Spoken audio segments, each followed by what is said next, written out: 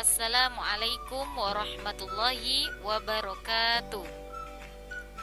Anak-anak yang saya sayangi, pelajaran pendidikan agama Islam kali ini adalah melanjutkan bab 2, yaitu asyik bisa membaca Al-Quran bagian keempat, yang berjudul huruf hijaiyah dan harokatnya. Sebelum kita membahas tentang huruf hijaiyah dan harokatnya, mari kita simak tentang pengertian Al-Quran terlebih dahulu. Al-Quran adalah kitab suci umat Islam yang diturunkan kepada Nabi Muhammad SAW melalui perantara malaikat Jibril. Apa itu fungsi Al-Quran? Fungsi Al-Quran adalah sebagai pedoman hidup manusia agar selamat hidupnya di dunia dan di akhirat. Ingat ya, kalau ingin bisa membaca Al-Quran dengan benar, harus memahami huruf-huruf Al-Quran dan tanda bacanya. Huruf Al-Quran itu disebut dengan huruf hijaiyah. Jumlahnya ada 28 huruf. Coba ya, kita baca bersama-sama sesuai dengan cara membacanya, makhrajnya yang benar. Kita baca ya.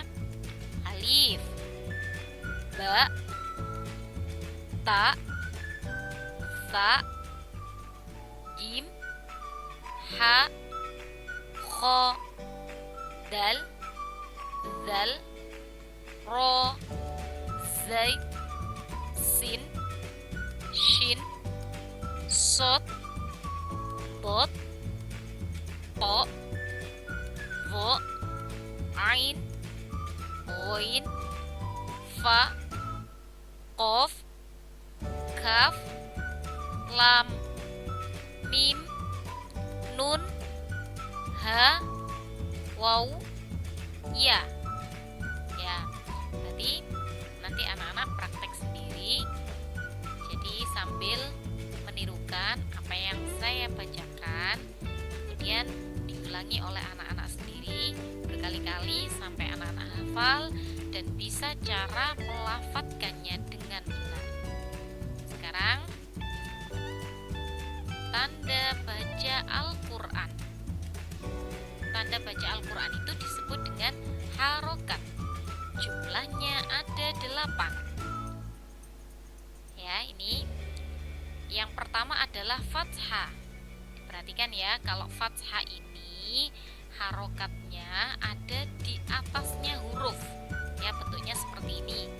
Maka dibaca A.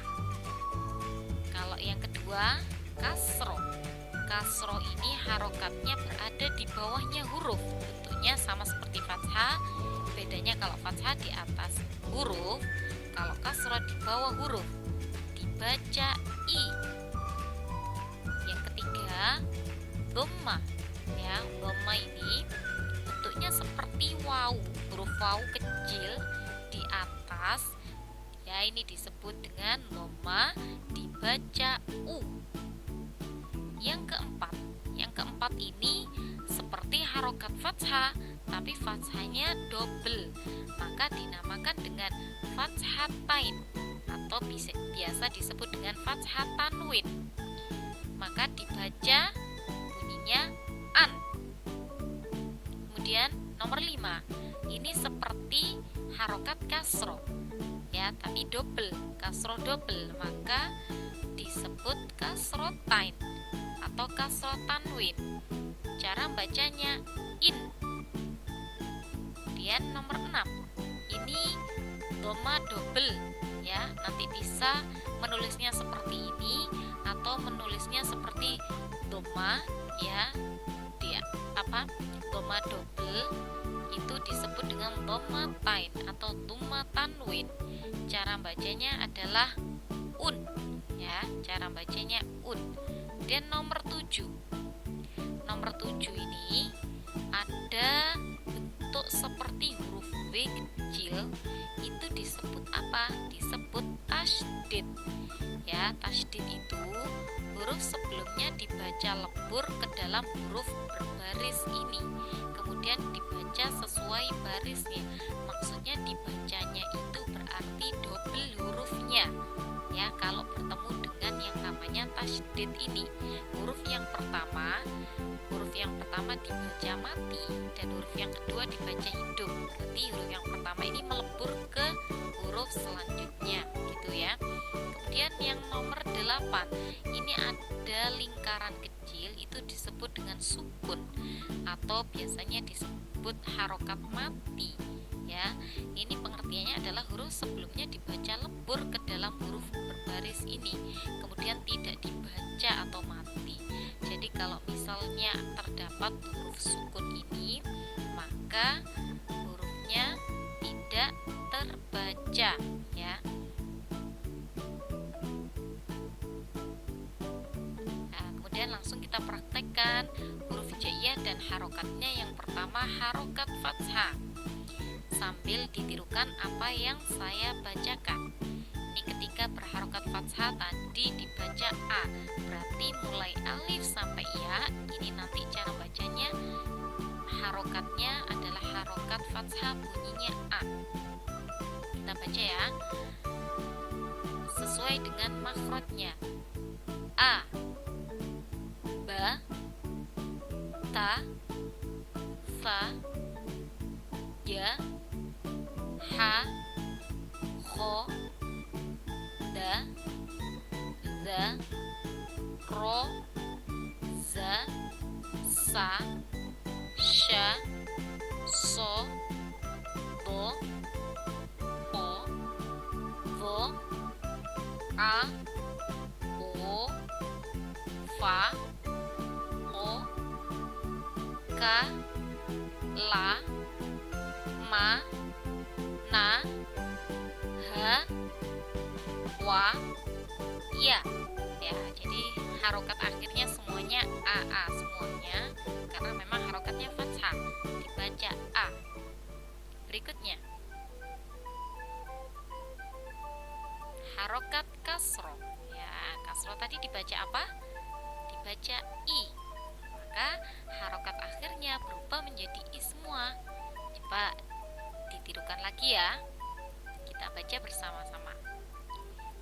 I, bi, ti, fi, yi, hi, khi, di, zi, ri, zi, si, shi, sui, li, ti, zi, ai, li, fi, li, ki, li, mi, ni, hi, wi, yi.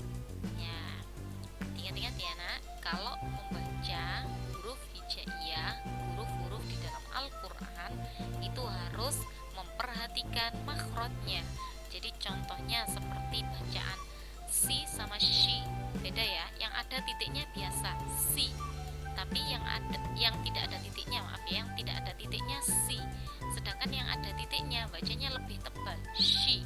Ya, jadi harus sambil memperhatikan makhrajnya. Nah, kemudian harokat dhamma. Harokat dhamma sama ya seperti tadi. Ini harokat dhamma ini dibaca U, berarti harokat akhirnya berubah menjadi U semuanya. Ya, coba kita baca bersama. U, bu, tu,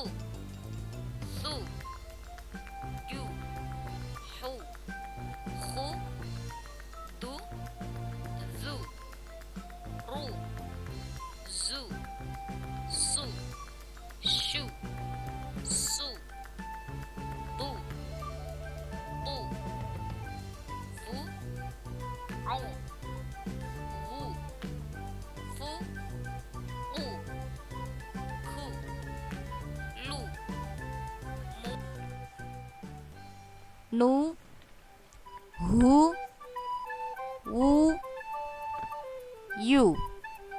Ya, untuk kali ini memang yang saya bahas beserta contoh cara membacanya itu hanya harokat fathah, kasroh, dan dhammah saja, karena memang dalam pelajaran kelas 1 semester 1 ini yang dibahas secara detail beserta cara membacanya beserta contoh-contohnya juga ini hanya ketiga harokat ini. Untuk harokat-harokat lainnya insya Allah akan saya bahas di lain kesempatan. Untuk bisa memahami ya, supaya bisa memahami materi yang saya sampaikan dan mencoba membaca contoh-contoh huruf hijaiyah yang diberi harokat, bisa silakan mengulang video ini, kemudian ditirukan apa yang saya bacakan.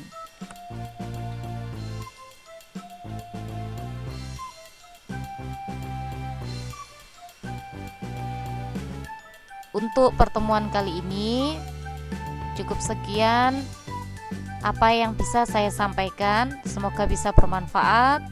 Sampai bertemu kembali dalam pembelajaran selanjutnya. Wassalamualaikum warahmatullahi wabarakatuh.